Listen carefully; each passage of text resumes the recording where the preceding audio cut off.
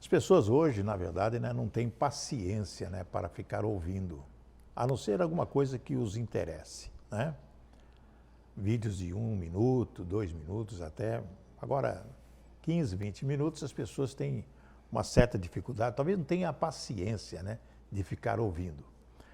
Mas eu acredito que é importante ouvir. Por quê? Porque sempre traz para nós algumas informações importantes do dia a dia, né? Muitas pessoas que ficam realmente com o pé atrás a respeito de algumas informações. Embora a palavra de Deus nos ensina que a fé vem por ouvir a palavra de Deus. E as pessoas hoje estão perdendo até a fé, né? Estão perdendo a fé, descrença, muitas pessoas estão desanimadas, muitas pessoas estão irritadas com as coisas que estão acontecendo, pessoas estão com muitas dúvidas de tantas coisas que têm ouvido e visto pelas redes sociais. Mas eu quero saudar você e espero que você esteja conosco até o final, uns 20 minutos no máximo, né? E temos algumas informações a oferecer hoje. E como eu falo sempre nas nossas lives, né, são reflexões, informações importantes para que a pessoa possa ter um norte na vida baseado na palavra de Deus. Então, minha saudação amiga carinhosa, que a paz de Jesus Cristo esteja com você nesta noite maravilhosa. Amadas e amados, a vida pode ser cheia de desafios, tristezas e decisões difíceis, não é verdade? Contudo, mesmo em meio às dificuldades, o nosso Pai eterno nos aconselha a sermos fortes e corajosos. Entender Josué 1:9 na Bíblia, que está aqui, pode nos ajudar a enfrentar coisas difíceis com fé e confiança. Deus disse para Josué 1:9, não te mandei eu? Olha só o que Deus está dizendo para ele. Ele falou, não te mandei não? Esforça-te e tem bom ânimo. É o mesmo que Jesus disse lá no Evangelho de João, né? No mundo tereis aflições, mas tem bom ânimo. É o mesmo que Deus disse a Josué. Esforça-te e tem bom ânimo. Não pasmes nem te espantes, porque o Senhor teu Deus é contigo por onde quer que andares. Coisa interessante, né? Eu quero falar sobre a ousadia. O que é ousadia? Ousadia é ter coragem para agir. Muita gente não faz a vontade de Deus porque tem medo do que pode acontecer. Essa é uma realidade. Mas Deus não nos deu um espírito de covardia. Em Jesus encontramos a ousadia para obedecer a Deus e testemunhar de seu amor, mesmo em situações difíceis. Também precisamos de ousadia quando falamos com Deus, quando, através da oração, no nosso tempo a sós com Deus, muitas vezes não recebemos bênçãos que Deus quer nos dar porque não pedimos. Lá em Tiago, nos adverte em Tiago 4:1, diz assim, de onde vêm as guerras e pelejas entre vós? Presta atenção no que diz a palavra de Deus, é tão atual hoje que vocês têm observado em tudo quanto é lado aí, né? Então Tiago pergunta, de onde vêm as guerras e pelejas entre vós? Porventura não vem disto, a saber dos vossos deleites que nos vossos membros guerreiam? Quer dizer, os prazeres do mundo, por que existe guerra? Porque cada um quer lutar pelos seus interesses. Ou alcançar novas terras, ou ter mais poder, onde tem terras com riquezas, né? E diz mais a palavra, cobiçais e nada tendes. Olha, matais e sois invejosos, e nada podeis alcançar. Combateis e guerreais, e nada tendes porque não pedis. Olha só, pedis e não recebeis porque pedis mal, para o gastardes em vossos deleites, é o que diz lá em Tiago. Então, minhas amigas, amigos, amados irmãos e irmãs, por causa de Jesus que nos purificou do pecado, podemos entrar na presença de Deus como a criança que entra na presença de seu Pai amoroso. Podemos falar com Deus com confiança através da oração.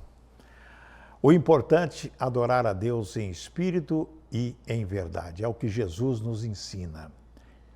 Em João 4, quando a mulher samaritana apontou para uma montanha e disse que era o seu lugar de adoração, Jesus respondeu dizendo que uma hora vai chegar, e já chegou. Olha só, Jesus dizendo para a mulher samaritana, uma hora vai chegar e já chegou, quando os verdadeiros adoradores adorarão o Pai em espírito e em verdade, e eles são os adoradores que o Pai procura de fato. Que coisa maravilhosa quando nós podemos refletir a respeito do que disse Jesus Cristo. O que Jesus quis dizer com adorar o Pai em espírito e em verdade. Jesus não se referia à adoração no santuário, nos templos, quando ele falou sobre a adoração espiritual e verdadeira. Não. Ele falou sobre um estilo de vida de adoração, auxiliado pelo poder do Espírito Santo que habita em todo cristão. Então, por que Jesus enfatizou a adoração espiritual e verdadeira? Presta atenção, amadas. Os sacrifícios de animais no judaísmo eram uma forma de adoração. Infelizmente, com o tempo, esses sacrifícios tornaram-se um ritual e uma tradição religiosa, né? Então é isso aí. Infelizmente, alguns cristãos vivem na vida contrária à vontade expressa de Deus, de segunda a sábado. E às vezes se reúnem para adoração aos domingos, como para cumprir uma espécie de ritual, de tradição, eu gostaria de dizer até uma atividade social, né? Felizmente o apóstolo Paulo, em Romanos 12, de 1 a 3, explica como adorar ao Senhor em espírito e em verdade, adotando um estilo de vida de adoração. Ele exorta-nos a seguir 3 passos. Primeiro, a dedicação. Dedicação. Está lá em Romanos 12, 1, que diz assim: apresentei os vossos corpos como sacrifício vivo, santo e agradável a Deus. E no grego, o termo paristeme é usado no lugar de presente. O que quer dizer? Que significa render-se, entregar os nossos corpos para o serviço de Deus por livre vontade, em vez de obrigação. Esse é o primeiro passo. 3 condições. Interessante, né? Agradável, vivo e santo. Diz a palavra, então, tudo que o verdadeiro cristão faz deve ser de uma forma de serviço espiritual, também chamado de culto espiritual. O segundo ponto que nós entendemos é o isolamento. Não vos conformeis com este mundo. Nós temos um exemplinho aqui até interessante. Pega um fio elétrico, por exemplo, o seu isolamento, ele é encapado, né? O seu isolamento impede o fio de entrar em contato com as condições externas e criar um curto-circuito. Por isso ele é encapado, né? O mundo continuamente pressiona os cristãos para se conformar ao seu propósito e ao próprio sistema de valores que existe na vida das pessoas, que é esse sistema que nós estamos vivendo hoje. Cada um cuida de si, né? Não é bem assim. Cada um faz o que quer, também não é bem assim. Danço de acordo com a música, não é assim. Vou deixar a vida me levar, também não é assim. Nossa força de vontade e a graça de Deus é o isolamento que nos protege. Transformação é o terceiro ponto. Porque diz a palavra, mas transformai-vos pela renovação da vossa mente, ou então do vosso entendimento. Então o termo transformar é traduzido como metamorfose no grego, já falamos sobre isso aqui. É como aquele processo que uma lagarta passa por mudar de um bicho feio para uma linda borboleta, né? Já falamos desse exemplo aqui. Então, minhas amadas amigas, amigos, irmãos e irmãs, nossas mentes estão constantemente expostas aos caminhos pecaminosos deste mundo. Isso é uma verdade. Ela tem um impacto direto sobre nós, porque o comportamento externo de uma pessoa é determinado e moldado por sua mente, aquilo que ele pensa. Quando ele pensa, vem no coração, ele passa a ter atitudes, comportamentos, de uma série de coisas, dependendo daquilo que ele pensa. Como é que vamos renovar as nossas mentes? Dedicação e isolamento provoca um estado de consciência de Deus em nós. Então, eu faço uma pergunta. Você será capaz de testar e aprovar qual é a boa, agradável e perfeita vontade de Deus? É bem difícil, não é? A pessoa fica pensando, mas como que eu vou fazer isso? Então o Espírito Santo nos ajudará a mudar o nosso comportamento em conformidade com a vontade de Deus. Através do quê? Da oração, ter uma aplicação na nossa vida de, primeiro ponto, de dedicação. Não use mais os membros do corpo para fazer a sua própria vontade. Por exemplo, se você faz fofocas, fala demais, pare de fofocar. Use seus lábios e língua para espalhar o Evangelho. Entrega o teu corpo para fazer alguma coisa para a expansão do reino de Deus. As mãos, por exemplo, o que você faz com as suas mãos? Tem pessoas que usam a mão para agredir, outras mãos para abençoar, outras para abraçar os seus membros, né, os seus braços, para consolar. O caso do isolamento que nós falamos aqui está em Tiago 4:7, que diz assim: sujeitai-vos, pois, a Deus. Olha que coisa linda. Sujeitai-vos, pois, a Deus, resistir ao diabo e ele fugirá de vós. Esse isolamento ocorre uma vez que você dedica seu corpo a Deus em submissão. Você não cede à pressão da multidão ou vive uma vida dupla. Vocês já ouviram falar em massa de manobra? Massa de manobra é quando tem pessoas que às vezes não pensam no lógico e às vezes é aquilo que eu vou colocar entre aspas, Maria vai com as outras, né? Desculpa a expressão, mas é mais ou menos isso. Ou seja, a pessoa tem um líder ou vários líderes e esses líderes conseguem transformar a mente das pessoas. Esse líder consegue, através dos seus argumentos, ou certos ou errados, levar as pessoas, ou seja, a massa, a maioria das pessoas, para um determinado local ou para uma determinada ação. Pode ser boa, pode ser má, pode ser complicada, pode levar as pessoas a ter atitudes complicadas que podem trazer prejuízo à sua vida, né? Massa de manobra, ou seja, as pessoas são levadas a fazer coisas que às vezes não querem ou não entendem, ou às vezes segue o líder porque acha que está tudo bem, está tudo certo, vai ser bom. E às vezes, na maioria das vezes, não. É só complicação, não é verdade? Então tem que ter uma transformação. O que é? A transformação do caráter é um processo de tentativas e erros. Você acerta, você erra, é um processo, é um tempo de vida de aprendizagem. Eu vou dizer uma coisa para vocês aqui essa noite. Eu garanto que você vai cometer erros. Eu cometo erros, você, todos nós cometemos erros, não é verdade? Às vezes as nossas escolhas não dão certo. Às vezes semeamos muito joio no trigo, né? Mas o joio, ele é maior do que o trigo e você acaba colhendo aquilo que você não quer. Você planta, você escolhe, toma decisões que no futuro vai trazer prejuízo para você. Isso acontece com quase todas as pessoas. Mas por causa disso você vai desanimar, vai jogar a toalha, vai bater. Eu não sei como que é, os lutadores batem assim, quer dizer, me rendo. Não desista. Não desista, persevere. O que importa é ir diante de Deus em arrependimento e pedir ao Espírito Santo para ajudá-lo a não repetir esses erros. Às vezes você cai na real, cai a ficha, você fala, meu Deus do céu, o que foi que eu fiz? Peça perdão para Deus. Se tiver que pedir perdão para as pessoas, também faça isso e pede para que Deus te dê uma nova oportunidade. Na realidade, essas 3 etapas aqui poderiam soar muito difícil de praticar quando comparado com todas as dificuldades que enfrentamos enquanto vivemos em um mundo imperfeito. Esse mundo não é perfeito, ele é imperfeito mesmo. Alguém até brincou dizendo que o problema com um sacrifício vivo é que o sacrifício vivo poderia rastejar lentamente fora do altar. É verdade. A boa notícia é que Deus está nos esperando para fazer apenas o que é possível e Ele sempre fará o impossível para as nossas vidas. Por isso que lá em Romanos capítulo 12, versículo 1 diz, Paulo disse, né? Pelas misericórdias de Deus. Vou repetir, pelas misericórdias de Deus.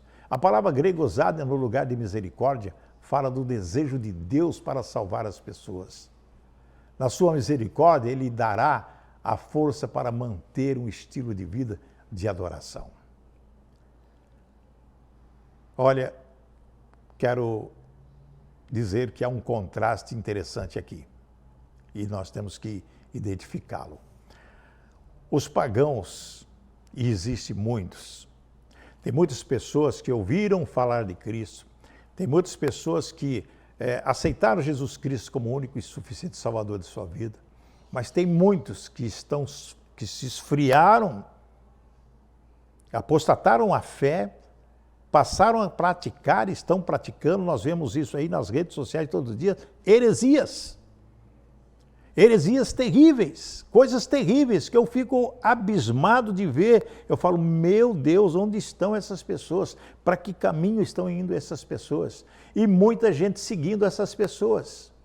Se tornam pagãos. Estão propensos a sacrificar a fim de obter misericórdia, enquanto a fé bíblica ensina que a misericórdia divina fornece a base para uma vida de sacrifício.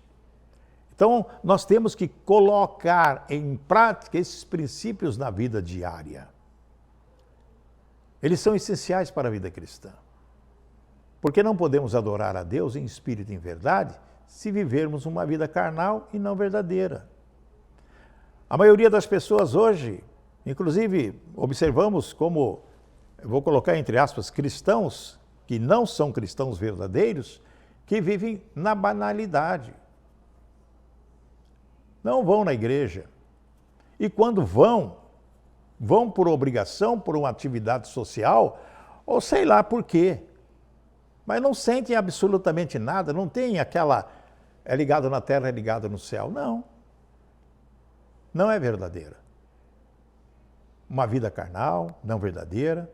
Tais cristãos podem levantar as mãos em adoração, mas será uma abominação aos olhos de Deus. São falsos cristãos, não verdadeiros cristãos. Eu sei que você, meu querido, minha querida espectadora, vai experimentar a presença de Deus de uma forma poderosa cada vez que você se juntar a outros na adoração coletiva. Porque nós vivemos em meio a uma geração sem identidade, fraca, não sabendo o que são, por causa, sabe do quê? Da distância da fonte da vida, que é o nosso Deus, que é a matriz de tudo que nós vivemos nesse mundo. Há algumas características de pessoas que são filhos de Deus, verdadeiros cristãos que andam e vivem na contramão do mundo.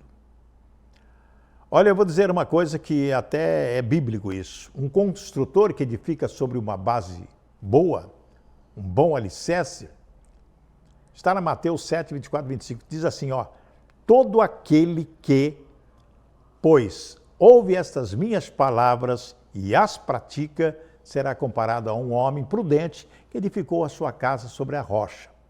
Caiu a chuva, transbordaram os rios, sopraram os ventos e deram com ímpeto contra aquela casa que não caiu, porque fora edificada sobre a rocha. Jesus disse lá em Mateus capítulo 7. Então, amados, ouvir e praticar a palavra de Deus traz firmeza, solidez, sustentação. Somos construtores que precisamos construir em bases sólidas, isto é, sobre princípios eternos. Tudo aquilo que está na palavra de Deus.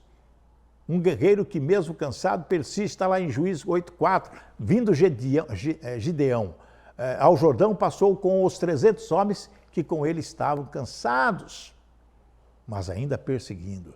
Estavam praticamente esgotados, mas estavam perseguindo. Então Gideão e equipe, mesmo cansados e famintos, não desistiram até ver concretizada a vitória e conquistou. O desgaste do cotidiano, as guerras espirituais, sonhos não realizados, não podem nos paralisar. Precisamos ter no coração o que diz lá em Eclesiastes capítulo 7, versículo 8. Melhor é o fim das coisas do que o seu princípio. Melhor é o paciente do que o arrogante. Tem mais um exemplo até interessante que eu gostaria de transmitir a vocês para dar entendimento à sua vida. Um navegante que não se esquece da âncora. Você já pensou um navio, um barco, navegar sem âncora? Ele precisa parar em algum canto, em algum lugar. Ele precisa da âncora, não é verdade? Nós também somos assim. Nós não podemos andar, senão podemos ficar à deriva. Nós temos que ter uma âncora.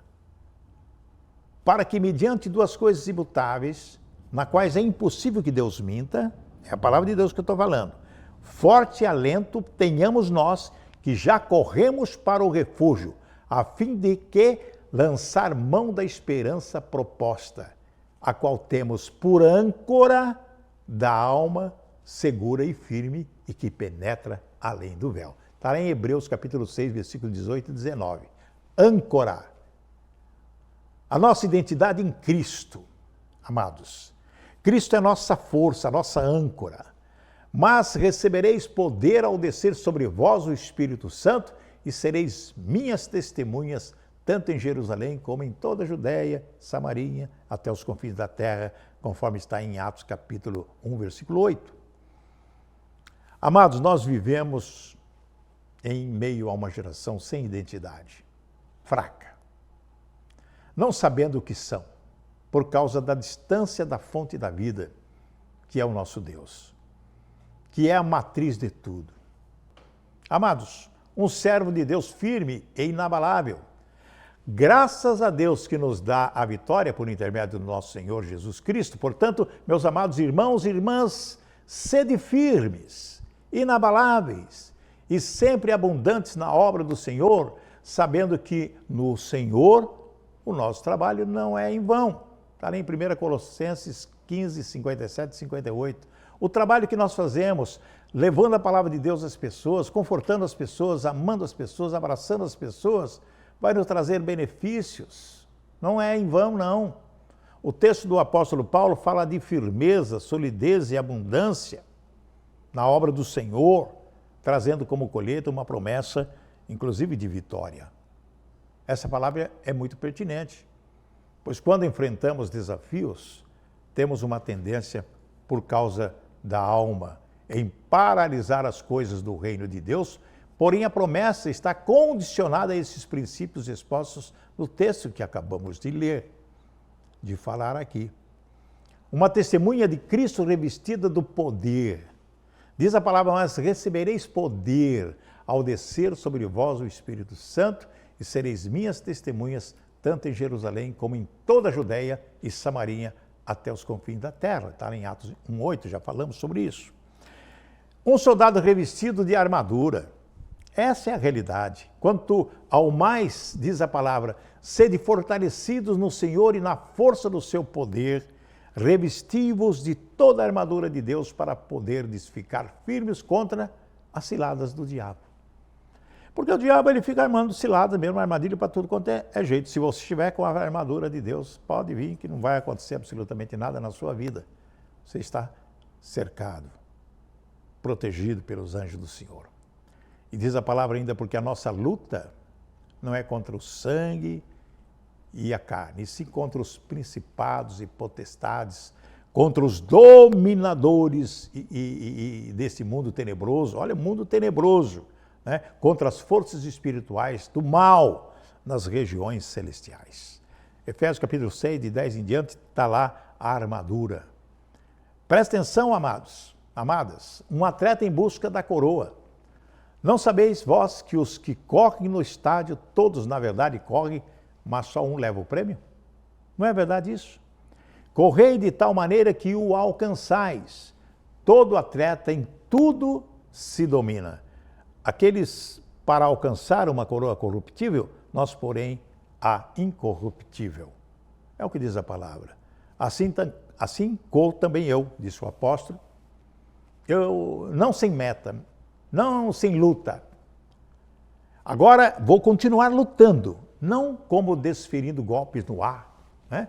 Esmurrando no ar, mas esmurro o meu corpo e o reduzo à escravidão, para que, tendo pregado a outros, não venha eu mesma a ser desqualificado. Apóstolo Paulo dizendo sobre ele mesmo.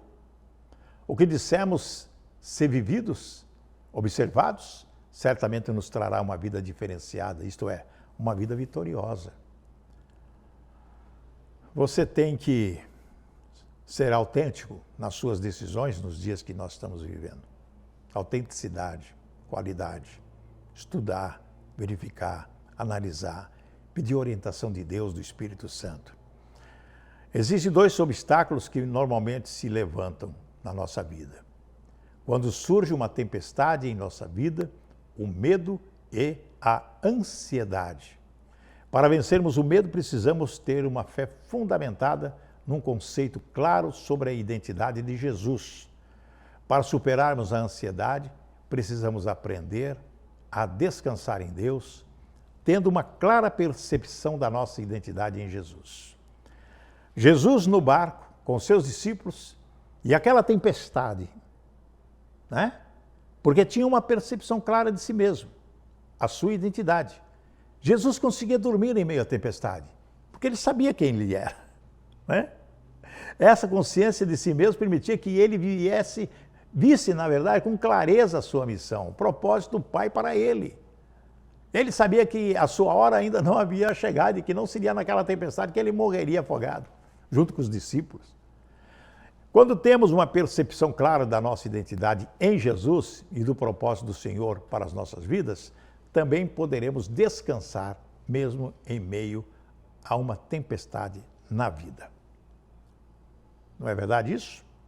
Então, amados, amadas, queridos e queridas, o que nós podemos esperar da nossa vida a partir de agora à frente? De tantas situações que está acontecendo no mundo, de tantas coisas que nós temos observado. Eu tenho certeza que às vezes você está passando por situações muito difíceis e você não sabe como sair delas, não é? Talvez você esteja nessa tempestade, naquele barquinho com ondas subindo, descendo. E no barquinho não é só você, é sua família. E você está sem saber onde está o porto seguro. E às vezes não vê absolutamente nada, só escuridão, só chuva, só tempestade, só raio. Então chegou o momento de você pensar um pouco.